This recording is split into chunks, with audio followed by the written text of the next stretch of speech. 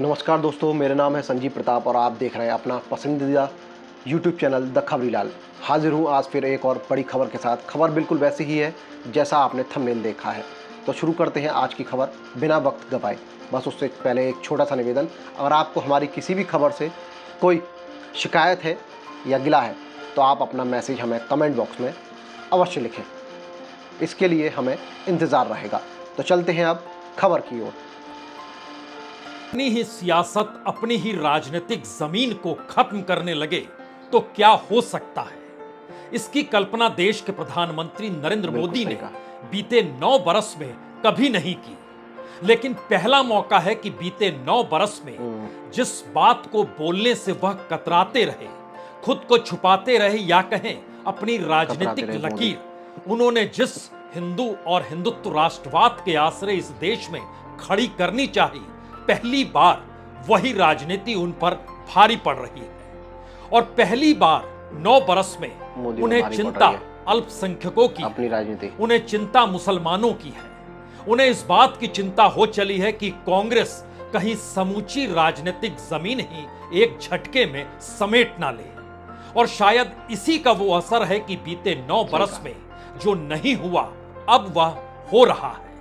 तो क्या 4 राज्य, जो बड़े 4 राज्यों में चुनाव होने हैं, वहां की राजनीतिक हवा को वह भांप चुके हैं, समझने लगे हैं। और शायद इसीलिए पहली बार उन्होंने इस देश के भीतर चुनावी रैली के वक्त ओबीसी का जिक्र नहीं किया, इस देश की अलग अलग जातियों का जिक्र नहीं किया, यह नहीं कहा कि दलितों की कौन सी स्थिति है या आदिवासी किस स्थिति में जीते हैं। और ओबीसी के भीतर कभी यादव माइनस ओबीसी को खोजते थे, कभी जाटव माइनस दलित को वो खोजते थे। लेकिन पहली बार उन्हें यह समझ में आ गया, यह देश गरीबों से पटा पड़ा है। और इस देश की हकीकत, इस देश का गरीब आदमी है। यानी 5 ट्रिलियन का सपना हो या इस देश के कॉरपोरेट की रईसी हो, इस दौर में बैंकों से लिया गया करोड़ों अरबों का माल हो और उस माल की माफी सरकार ने कर दी हो, लेकिन यह देश गरीबों से पटा पड़ा है। और शायद इसीलिए पहली बार प्रधानमंत्री को गरीब में ही अपनी जाति दिखाई देने लगी। यानी गरीबों की जाति ही और गरीबों की बिरादरी ही सबसे बड़ी होती है। लेकिन उससे आगे एक कदम बढ़ते हुए उन्होंने पहली बार इस बात का भी जिक्र किया कि अगर जिसकी जितनी जनसंख्या है, अगर उसकी उतनी ही भागीदारी राजनीतिक सत्ता में या इस देश के भीतर हो जाएगी, तो फिर मुसलमानों के पास बचेगा क्या। तो क्या वह मुसलमानों को सचेत कर रहे हैं कि जिस रास्ते बिहार का जाति सेंसस निकल पड़ा है और जिस रास्ते ओबीसी की जनसंख्या को लेकर सियासत अब साधी जा रही है, उसमें बीजेपी के दिन पूरे हो चले हैं। तो ऐसे में बचाने के लिए जो तिनका है वह अल्पसंख्यकों का ही है क्या। हमें लगता है कि आज एक एक बात सुननी चाहिए। पहले सुनिए उन्होंने कांग्रेस और अल्पसंख्यकों को लेकर कहा क्या, क्योंकि 9 बरस पहले या उसके बाद वो लगातार कांग्रेस पर निशाना साधते रहे कि दरअसल ये मुस्लिम तुष्टीकरण करते हैं और हिंदूवादी पार्टी कोई है तो बीजेपी है। तो ऐसे में आज मुसलमानों को याद प्रधानमंत्री मोदी ने कैसे किया, पहले यह सुनिए। भारत के पूर्व प्रधानमंत्री मनमोहन सिंह जी तो कहा करते थे कि देश के संसाधनों पर पहला हक माइनॉरिटी का है, अल्पसंख्यकों का है, और उसमें भी मुसलमानों का है। अब कांग्रेस कह रही है कि आबादी तय करेगी कि पहला हक किसका होगा। यानी क्या अब अल्पसंख्यकों का हक कांग्रेस कम करना चाहती है क्या। है ना गजब की परिस्थिति। कांग्रेस इस देश के मुसलमानों का हक कम करना चाहती है। इस बात का जिक्र कोई दूसरा शख्स नहीं, प्रधानमंत्री मोदी कर रहे हैं, जो कि बीजेपी की पूरी रणनीति बनाते हैं। और उनकी रणनीति में इस देश का कोई मुस्लिम उम्मीदवार उनकी पार्टी से चुनाव लड़ नहीं सकता है। उन्हें मुसलमानों की हक की चिंता है। लेकिन यह चिंता इतनी भर नहीं है, बल्कि खुद को हिंदूवादी पार्टी कहने वाली बीजेपी और उनके नेता नरेंद्र मोदी यही नहीं रुके, वो जनता से कहने लगे और पूछने लगे कि दरअसल सारा हक अगर हिंदू ले जाएंगे तो फिर मुसलमानों के पास बचेगा क्या। और यह एक ऐसी परिस्थिति है जिसका जिक्र बीते 9 बरस में कभी भी बीजेपी के किसी नेता ने कहने की हिम्मत दिखाई नहीं होगी, बल्कि उल्टे कहा इस देश में मुस्लिमों को रहना होगा तो अल्पसंख्यक बनकर रहना होगा और भारत हिंदू राष्ट्र की दिशा में जाएगा ही। ढोल पीट पीट कर इस राजनीति को आगे बढ़ाया गया, लेकिन आज सुर कुछ अलग थे, जरा सुनिए। और आबादी के ही हिसाब से ही अब तय होने वाला है, तो पहला हक किसका होगा भाई? किसका होगा? आबादी किसकी ज्यादा है, किसका हक होगा? जरा कांग्रेस वाले स्पष्टता करें, किसका हक होगा? क्या आबादी के हिसाब से हक मिलेगा क्या? तो क्या अल्पसंख्यकों को कांग्रेस हटाना चाहती है क्या? तो क्या सबसे बड़ी आबादी वाले हिंदू अब आगे बढ़कर अपने सारे हक ले ले क्या? ये भी गजब लगा होगा आपको। कांग्रेस इस देश के मुसलमानों को हटाना चाहती है, उन्हें उनका हक देना नहीं चाहती है, और इस बात का जिक्र प्रधानमंत्री मोदी कर रहे हैं। सही कहा। यानी क्या वाकई इस दौर में बीजेपी के सामने संकट इतना बड़ा हो चला है कि अब वह दूसरे पॉलिटिकल पार्टी और खास तौर से कांग्रेस के वोट बैंक में भी कहीं कोई लकीर खींचना चाहते हैं और इस बात का एहसास इस देश के मुसलमानों को कराना चाहते हैं। बात यही नहीं रुकती है, बात तो इसके कई कदम आगे जाती है और सवाल यह है कि जिन राज्यों में चुनाव होने हैं वहां पर कितनी बड़ी तादाद में मुस्लिम कितनी सीटों को प्रभावित कर सकते हैं। और प्रधानमंत्री जब अल्पसंख्यक का राग गा रहे हैं और ये जानते समझते हुए उन्होंने जिक्र मनमोहन सिंह का किया, लेकिन हमने मनमोहन सिंह के तमाम उस भाषणों को निकाला। हमारी टीम ने पूरे भाषणों का अध्ययन किया कि मनमोहन सिंह ने कब ये कहा था। 3 मौके ऐसे आए जब माइनॉरिटी कमीशन को लेकर उस दौर के प्रधानमंत्री मनमोहन सिंह अल्पसंख्यकों पर भाषण दे रहे थे, लेकिन उस दौर में भी वो यही बात का जिक्र करते थे कि मुसलमानों को इस देश में बराबरी का हक मिलना चाहिए। और कमोवेश माइनॉरिटी कमीशन इस क्षेत्र में कितना काम कर रही है, चाहे वो हेल्थ सेक्टर हो चाहे वो एजुकेशन सेक्टर हो, और इस देश की तमाम योजनाओं को लेकर भी उस दौर में मनमोहन सिंह यही जिक्र कर रहे थे कि सबको बराबर किस रूप में मिलना चाहिए, यानी उनको उनके हक से वंचित नहीं किया जा सकता है। ये कहीं नहीं कहा गया कि सारे संसाधनों पर पहला हक अल्पसंख्यकों का है, लेकिन बावजूद इसके प्रधानमंत्री मोदी कर रहे हैं तो उसकी टीम या उनके अपने सलाहकारों ने यह सुझाव दिया होगा कि आप इस बात का जिक्र कीजिए, क्योंकि अब जिन राज्यों में चुनाव होने हैं, अगर बिहार की राजनीतिक जमीन के आसरे इस देश में आवाज उठ गई तो फिर ओबीसी तो छोड़ दीजिए, कुछ भी नहीं बचेगा हिंदुत्व के नाम पर। तो ऐसे में अपने वोट को साधा जाए या एक नए वोट बैंक की दिशा में बढ़ा जाए। तो प्रधानमंत्री मोदी कुछ कदम और चलकर उसके आगे बढ़ गए और उन्होंने इस दौर में पहली बार गरीबों को भी एक जाति में तब्दील कर दिया। उन्होंने खुले तौर पर कहा कि दरअसल गरीबों से बड़ी जाति कुछ होती नहीं है और जो जात पात की राजनीति इस देश में कर रहे हैं, जिसकी जिक्र उन्होंने कल से ही कहना शुरू कर दिया था, उसमें तमाम जातियों के मद्देनजर कुछ सवाल हो सकता है हर के जहन में हो, जब पार्लियामेंट के भीतर खुद बीजेपी के नेता कहने से नहीं कतराते हैं कि हमारे इतने सांसद ओबीसी से आते हैं, हमारे इतने विधायक ओबीसी से आते हैं, और इस देश के भीतर में जातियों के मद्देनजर हर को एक साथ लेकर कैसे सिर्फ बीजेपी चली है। लेकिन अब सुर बदल गए, अब समझ गए कि दरअसल ओबीसी की राजनीति साधनी मुश्किल है, हिंदुत्व के आसरे चल नहीं सकते हैं, क्योंकि गरीबी इस देश में जबरदस्त है। तो वो पूरे चकाचौंध का बवंडर जो इस दौर में भारत को विकसित बनाते हुए G20 तक का जिक्र किया गया और बताया गया कि भारत कितना महान देश और आने वाले वक्त में किस तरीके से उस चकाचौंध में शरीक हो जाएगा जहां भारत को विकसित कहा जाएगा। पर कैपिटा इनकम के लिहाज से इस देश के भीतर में जो गरीब क्षेत्र हैं, वहां की जो कुल सीटें आती हैं वह तकरीबन 365 सीटें आती हैं। तो गरीब को ही जाति बना डालिए। हमें लगता है इस सिलसिले का पन्ना खोलें उससे पहले प्रधानमंत्री मोदी ने किस तरीके से हिंदुओं को बांटने की परिस्थिति का जिम्मा कांग्रेस के मत्थे मढ़ते हुए गरीबों की एक जाति के तौर पर खुद को देखना और दिखाना शुरू किया और बताया जिससे बड़ी जाति, गरीबी से बड़ी जाति तो कुछ होती ही नहीं है। हमें लगता है यह भी सुनना चाहिए। कांग्रेस किसी भी कीमत पर देश के हिंदुओं को बांटकर भारत को तबाह कर देना चाहती है। सुन लीजिए आप भी। कांग्रेस गरीबों को बांटना चाहती है।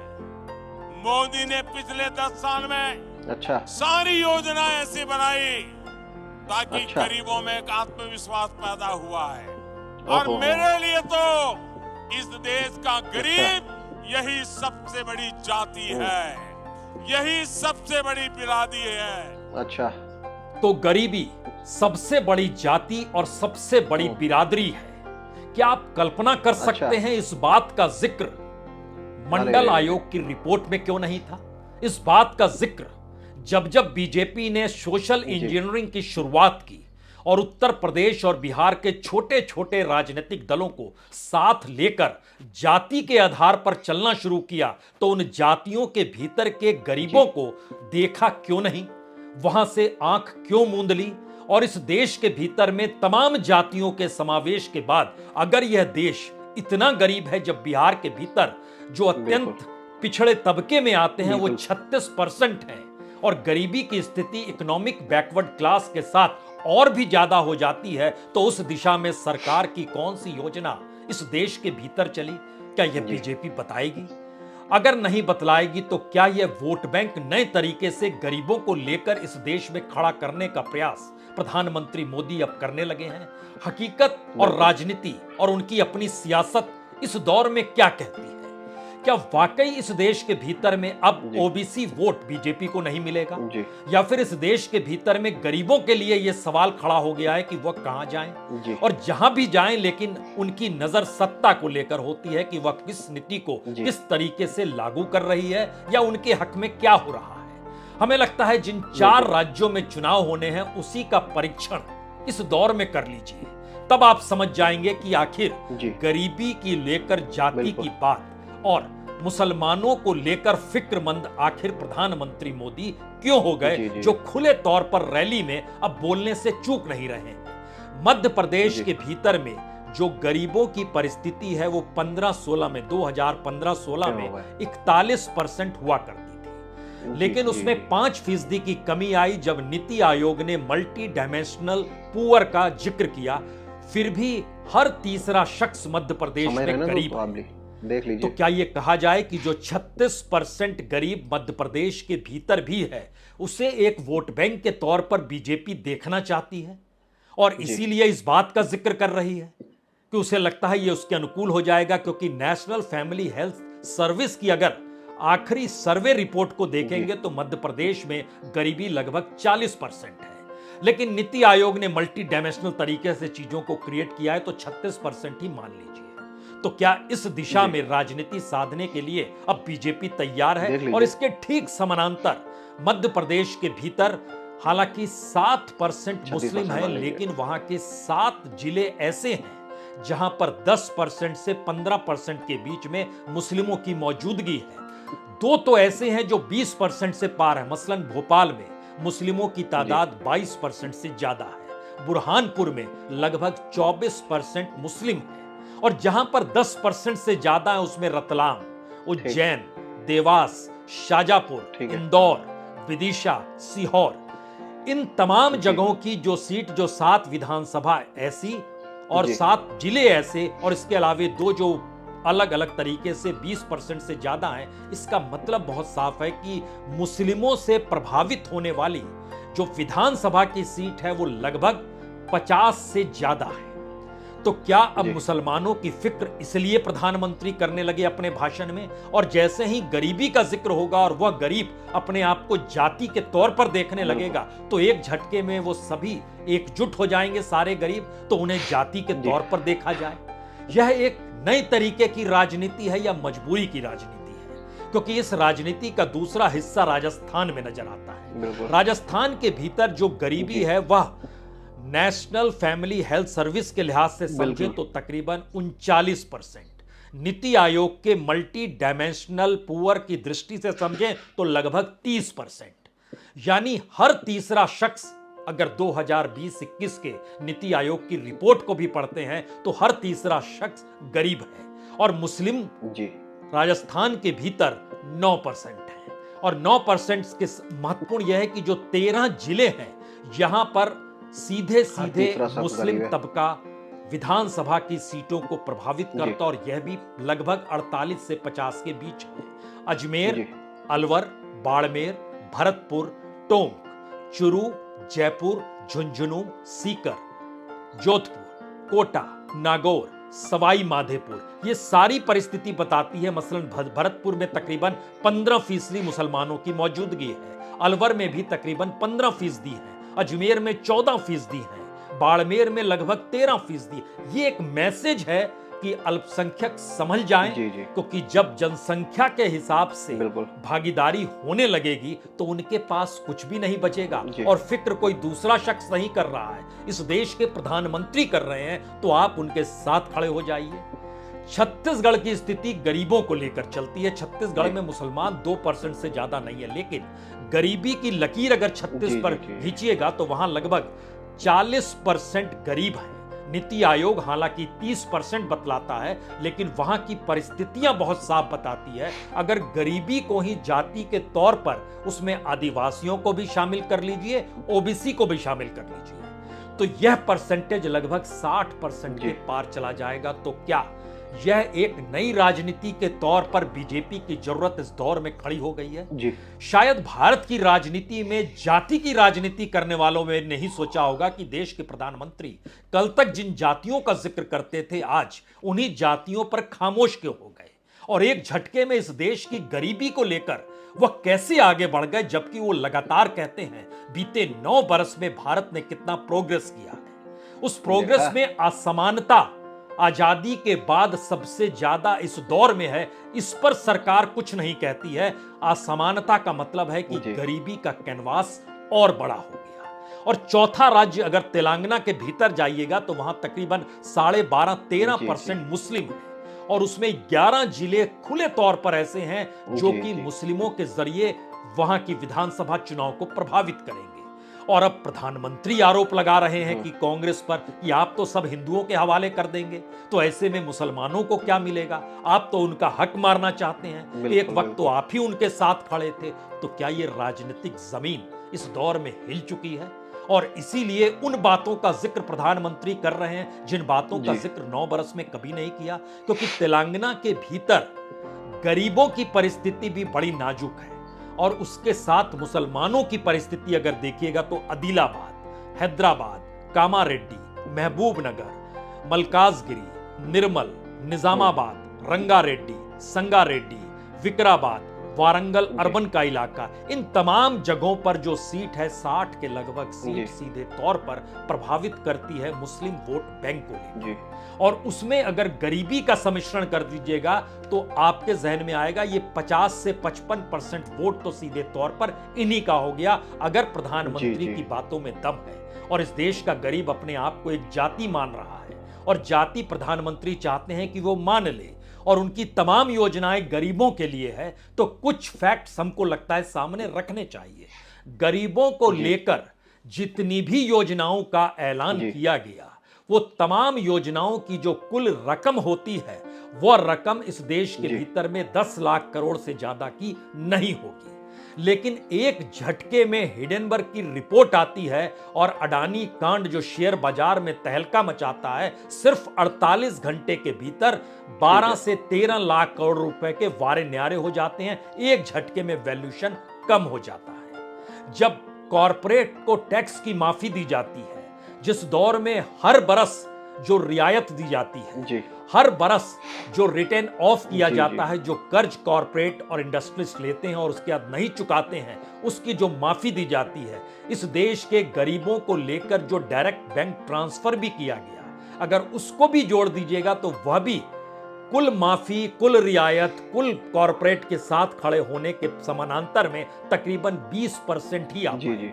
यानी 80% ज्यादा की राहत रियायत यही चलती है। तो इस देश के 9 बरस के राजनीतिक मिजाज का चकाचौंध एक झटके में इस देश की गरीबी को क्यों देख लीजिए, और गरीबी के जरिए इस देश की परिस्थिति को अपनी राजनीति से जोड़ने का प्रयास क्यों करने लगा।